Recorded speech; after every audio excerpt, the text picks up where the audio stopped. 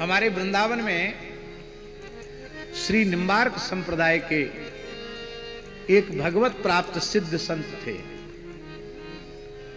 श्री काठिया बाबा श्री रामदास जी महाराज। साक्षात भगवान का प्रत्यक्ष दर्शन उन्होंने किया था। बड़े उच्च कोटि के महात्मा थे। अब हम उनके बारे में क्या कहें। उनकी कृपा से कितने जीवों को भगवत सन्निधि का, भगवत साक्षात्कार का अनुभव हुआ। ऐसे संत थे। उनकी जीवनी भी पढ़ने योग्य है। रामदास जी महाराज की प्रसिद्धि बहुत हो गई थी काठिया बाबा की। तो वो जमाना राजाओं का था। तो कहीं का कोई राजा वृंदावन में आता तो वहां पूछता कि बहुत प्रसिद्धि थी काठिया बाबा की, सिद्ध संत हैं, हम उनका दर्शन करना चाहते हैं। तो कहीं ध्यान देकर सुने। तो बाबा को पता चलता कि कहीं का राजा दर्शन करने आ रहा है, तो बाबा जमुना किनारे भिखारियों की लाइन में बैठ जाते।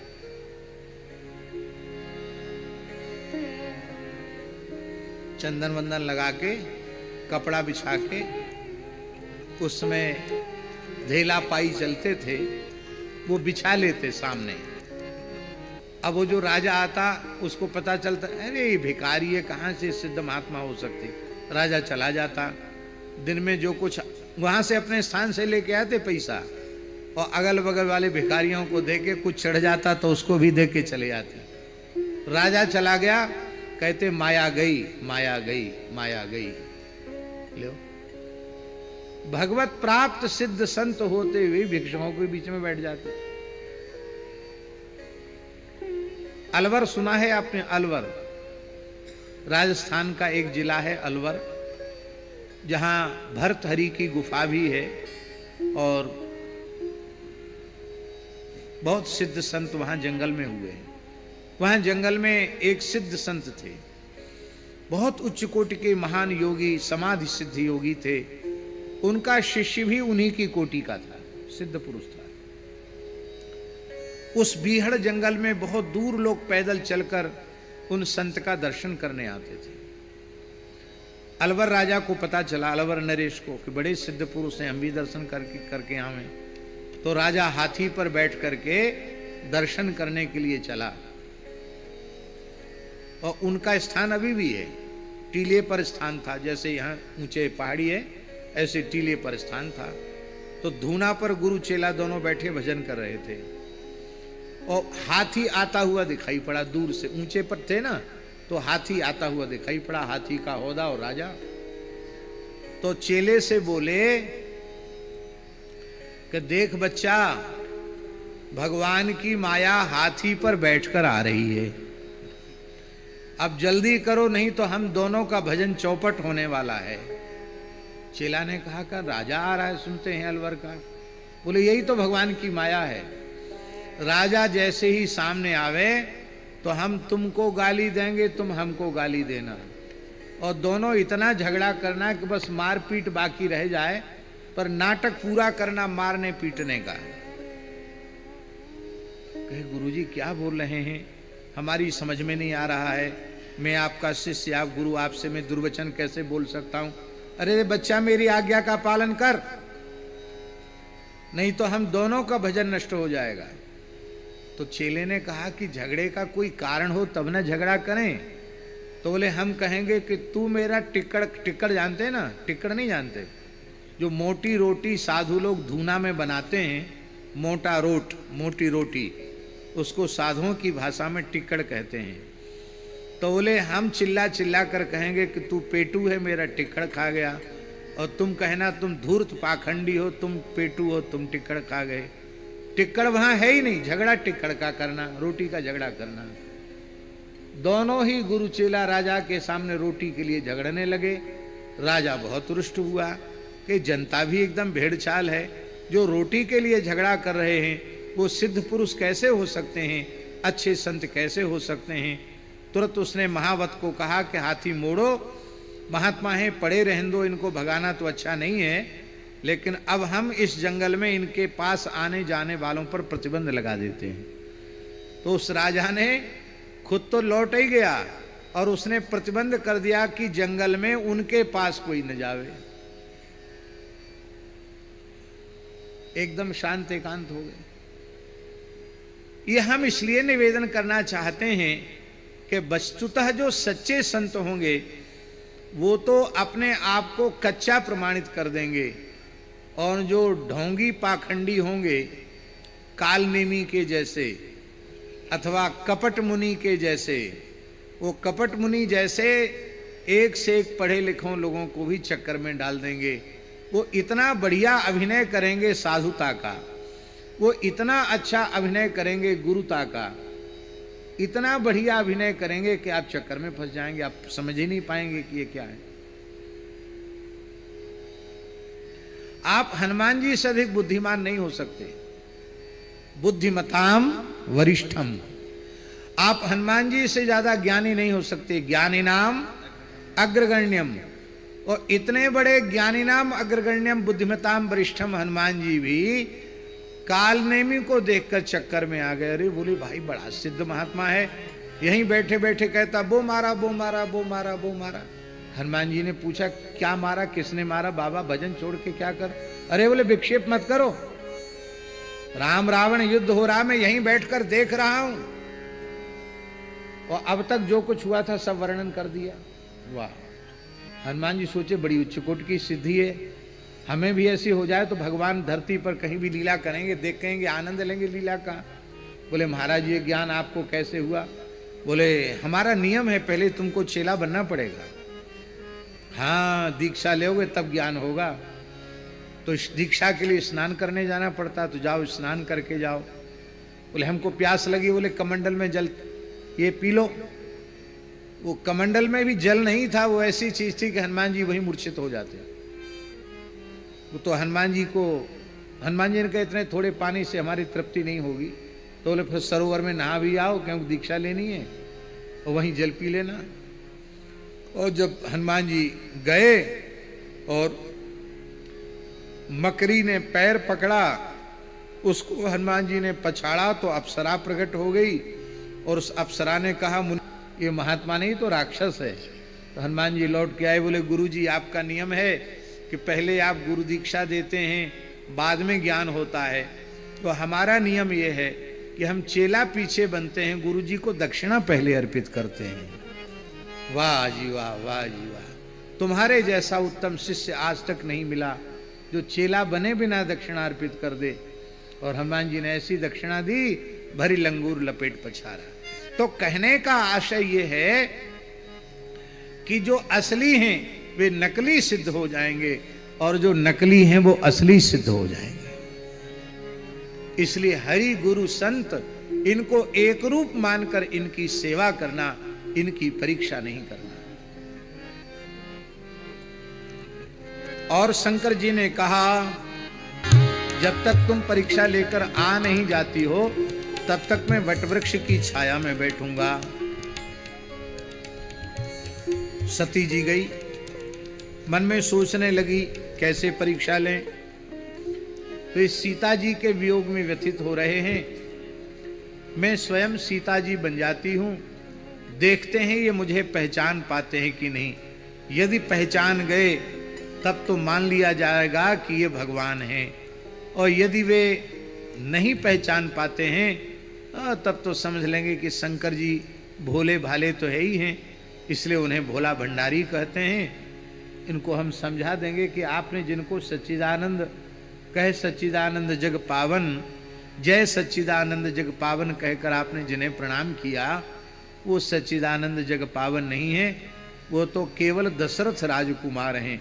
ये मैं समझा दूंगी। ऐसा सोच करके पार्वती सती जी ने सीता का स्वरूप धारण किया। शिव इधर बटवृक्ष के नीचे बैठे हैं। इसका मतलब है शिवजी इस बात को समझ रहे हैं कि हम सब कठपुतली हैं, सूत्रधार श्री रघुनाथ जी हैं, राम जी खेल रहे हैं, नहीं तो सती के मन में संदेह कैसे होता।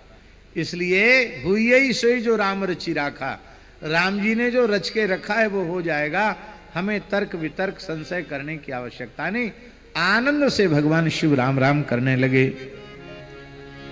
और जैसी सीता स्वरूप धारिणी सती भगवान के सामने गई तो एक बार लक्ष्मण जी को तो भ्रम हो गया। लक्ष्मण जी मन में विचार करने लगे कि प्रत्येक कल्प में जब श्री राम अवतार होता है तो रावण वध के पश्चात किशोरी जी मिलती हैं, लेकिन इस कल्प की लीला में ये कैसी विचित्रता है कि अभी रावण मरा नहीं और जानकी जी बिना खोजे पहले ही सामने से आ रही हैं। ये लक्ष्मण जी के मन में आया कि ये क्या विचित्र लीला है, समझ में नहीं आया। लेकिन भगवान श्री राम, उनकी सर्वज्ञता अतीन्द्रिय है, अचिंत्य है, अत्यंत विलक्षण है। देखिए एक बात हम आपको कहें, सर्वज्ञता के स्तर हैं। मनुष्य की अपेक्षा भूत प्रेतों को ज्ञान ज्यादा होता है। आपको सुनकर आश्चर्य हुआ हमारी बात को, लेकिन आप हमारी बात मान लीजिए। भूत प्रेतों का ज्ञान मनुष्य के ज्ञान से ज्यादा होता है, क्योंकि भूतों में देव योनयः, अमर कोश में उनको देव योनि कहा गया, निकृष्ट देव योनि। इसलिए भूत किसी के सिर पर चढ़ के भी बोलते हैं और भूत सिद्ध करने वाले लोग बता देते हैं कि तुम कहाँ से आए हो, क्या करने आए हो, किस लिए आए हो, तुम्हारा नाम गाम क्या है। और लोग चक्कर में पड़ जाते हैं, उनके चमत्कार देखकर नमस्कार करने लग जाते हैं। ये सब भूत विद्या से हो जाता है। कहीं की वस्तु कहीं ला देना, कहीं की वस्तु कहीं पहुंचा देना, भूत विद्या वाले लोग करते हैं। भूतों की सामर्थ्य ज्यादा होती है ऐसा लगता है। उनमें भी उनसे अधिक बलवान यक्ष, गंधर्व, किन्नर, गुह्यक, सिद्ध, इन सबसे अधिक सर्वज्ञता होती है देवताओं में। देवताओं में भी सर्वज्ञता जो होती है उसका एक स्तर है, उससे अधिक सर्वज्ञता होती है लोकपाल दिक्पालों में। लोकपाल दिक्पालों में की जो सर्वज्ञता है उसकी अपेक्षा देवराज इंद्र की सर्वज्ञता उससे भी अधिक होती है। और देवराज इंद्र की जो सर्वज्ञता है उससे अधिक मनुओं की सर्वज्ञता होती है, उससे अधिक प्रजापतियों की सर्वज्ञता होती है, उससे अधिक ब्रह्मा जी की सर्वज्ञता होती है, ब्रह्मा जी से अधिक शिव जी की सर्वज्ञता होती है। किंतु भगवान के जैसी सर्वज्ञता केवल भगवान में होती है और किसी में नहीं होती। उसका कारण यह है कि भगवान सर्वगत, सर्वरूप, सर्वमय हैं, सर्वांतर्यामी हैं, सर्वगत, सर्वरूप, सर्वमय हैं। अनंत ब्रह्मांड उनमें ओतप्रोत हैं। इसलिए असंख्य अचिंत्य अनंत जीवों के अनंत संचित क्रियमाण प्रारब्ध रूप अनंत कर्मों को एक कालावच्छेदेन भगवान जानते हैं। ऐसी विलक्षण सर्वज्ञता भगवान की है। भगवान को कुछ विचारने के लिए आंख नाक नहीं मूंदना पड़ता। इसी प्रकरण में देख लो,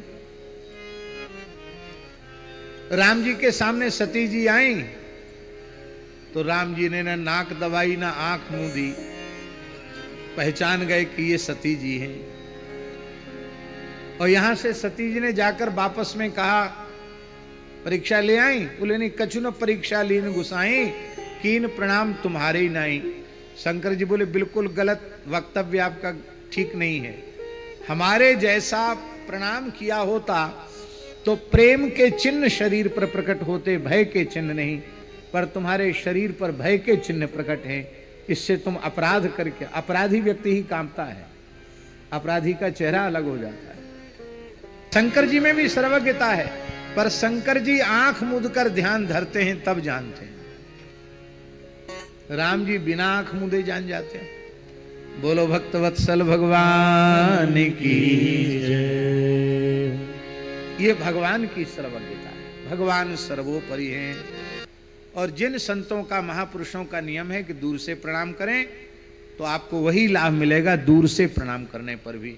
फिर हम स्पर्श उनका न करें माताओं को दूर से पंचांग प्रणाम करना चाहिए, पुरुष वर्ग को साष्टांग प्रणाम ही करना चाहिए, बिलैया दंडोत नहीं करना चाहिए।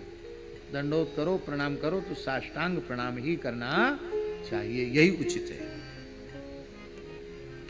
4 चीजें अपने आप बिना दिए मिल जाएंगी।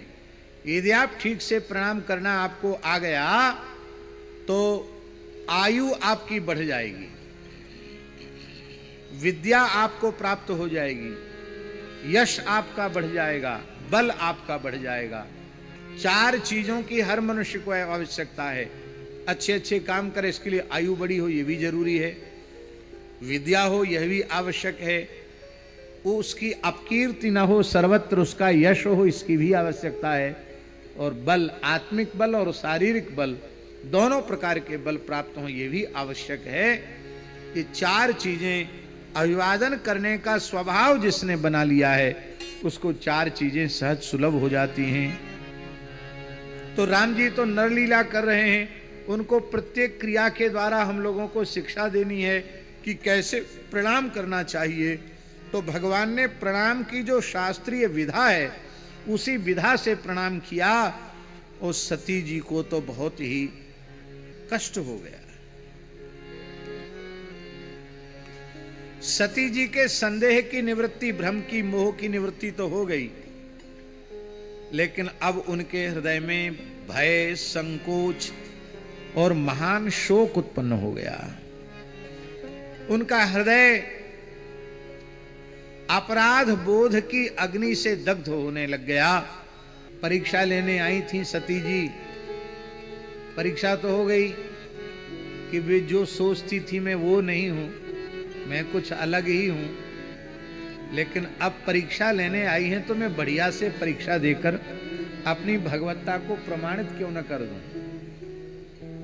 यहां परीक्षार्थी तो राम जी बने हुए हैं, परीक्षिका बनी हुई हैं सती माता जी। तो उन्होंने कहा आप थोड़ी अपनी योग्यता प्रमाणित कर दें कि तुम खाली इतना ही सोच रही हो, हमको जब समझने के लिए चली ही हो तो चलो मैं ठीक से समझा देता हूं कि मैं क्या हूं। और देखा उन्होंने, सती जी ने, कि आगे सीता जी चल रही हैं, लक्ष्मण जी चल रहे हैं, राम जी चल रहे हैं। पीछे मुड़ के देखा तो वहां भी सीता, लक्ष्मण और राम जी विराजमान हैं। ऊपर नीचे दशों दिशाओं में देखा तो जहां तहां चितवहीं प्रभु आसीना, सर्वत्र प्रभु विराजमान दिखाई पड़ रहे हैं।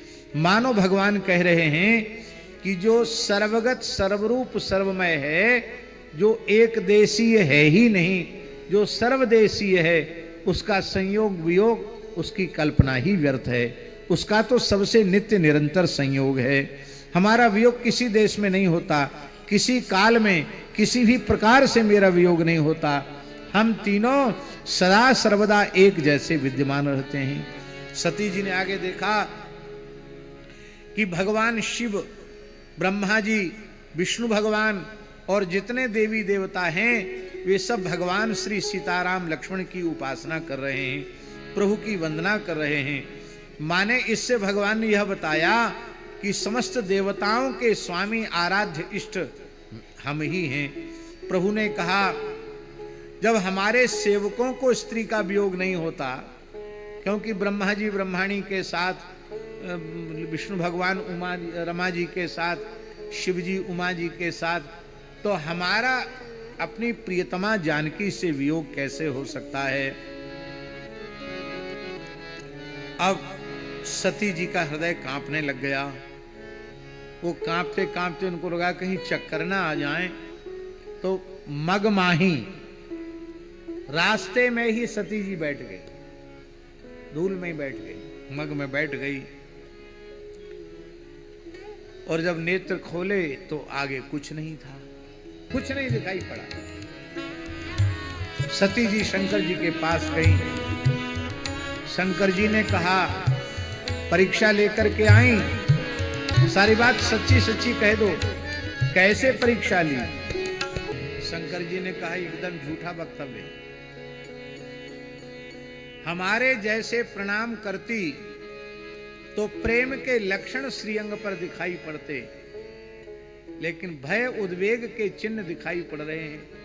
इससे सिद्ध होता है कि तुम अपराध करके आई हो। अपराध बोध का भाव तुम्हारे स्वरूप से स्पष्ट दिखाई पड़ रहा है। तब शंकर देखे उधर ध्याना, सती जो कीन चरित सब जाना। क्या किया सब समझ में आ गया और शंकर जी ने निश्चय कर लिया, भगवान विष्णु ने संकल्प कर लिया, अब इस शरीर से हमारा सती जी से कभी मिलन नहीं होगा। पर भगवान शिव कितनी सूक्ष्मता से विचार कर रहे हैं कि भले ही नाटक के लिए ही सही, परीक्षा के लिए ही सही, पर मेरी धर्म पत्नी ने सीता का स्वरूप धारण किया है। मैं जिन आराध्य इष्ट देव प्रभु श्री सीताराम जी को अपना माता पिता सर्वस्व मानता हूं, उनका स्वरूप धारण किया है। तो अब कभी भी, अब तो ये भले ही नाटक के लिए ही भले ही ये सीता बन गई, पर अब हमारे लिए तो पूजनीय ही हो गई। भगवान शंकर का सती के प्रति प्रेम समाप्त हो गया। अब जो आदर है वो सीता जी के भाव से, सती जी के भाव से नहीं। सती के प्रति उनका जो प्रेम था वो समाप्त हो गया। क्यों हुआ समाप्त? क्योंकि सती जी ने कपट कर लिया। आपका कोई कितना भी बड़ा प्रेमी हो, आप कभी ऐन मौके पर उससे कपट कर जाएंगे, और कपट तो कपट है, कपट कभी न कभी खुलेगा, उसके बाद फिर प्रेम नहीं रह जाएगा। अब सती जी को पता चल गया कि भगवान शंकर ने प्रतिज्ञा की है और देवताओं ने जय जयकार किया है। इसका आशय इतना ही है कि अब जो स्थान शिवजी के हृदय में मेरे प्रति था, अब वह स्थान अब उपलब्ध नहीं हो सकता। भले ही वो हमारा बहुत आदर करने लगे, अधिक आदर कर रहे हैं पहले से भी अधिक, लेकिन किसी धर्म पत्नी के लिए, किसी सती के लिए सबसे बड़ा दंड, सबसे बड़ी सजा यही है कि पति उसके प्रति पत्नी भाव का, अर्धांगिनी भाव का त्याग कर दे। शंकर जी कैलाश तो पहुंच गए, पर वहां जाते ही समाधि लगा ली। क्यों समाधि लगा ली? कि यदि मैं समाधि में नहीं जाऊंगा तो ये कुछ न कुछ पूछेंगी, और हो सकता है इसी के पीछे पड़ जाएं कि आपने क्या प्रतिज्ञा की, देवता क्या बोल रहे थे, आप खुलकर बताइए। बोलना पड़ेगा, इसलिए शंकर जी समाधि में चले गए। और 1-2 वर्ष तक नहीं, इस संताप की अग्नि में तपई अवा इव उर अधिकाई। अवा जो भट्ठी होती है, कुम्हार की भट्ठी, कहते हैं अवा के समान, कुमार के अवा के समान श्री सती जी का हृदय तप रहा है। 1 वर्ष 2 वर्ष तक कुम्हार की भट्ठी के समान नहीं तपा श्री सती जी का हृदय, 87,000 वर्ष तक तपा है। क्योंकि शंकर जी की समाधि 87,000 वर्ष तक के लिए शंकर जी समाधि में बैठ गए। 87,000 वर्ष के बाद शंकर जी राम राम राम राम उच्चारण करते हुए अपनी समाधि से उठे। और उसी समय हरिद्वार कनखल क्षेत्र में ब्रह्मा जी के अंगुष्ठ से उत्पन्न प्रजापति दक्ष बृहस्पति शव नामक यज्ञ कर रहे थे, श्रौत यज्ञ कर रहे थे। यहां सती जी को सहर्ष भगवान ने आज्ञा नहीं दी। जब उन्होंने यहां तक कह दिया कि तुम्हारे पिताजी ने हमसे विरोध किया है और बिना बुलाए नहीं जाना चाहिए, जाओगी तो उसमें कल्याण नहीं होगा, तो सती जी को मान जाना चाहिए था।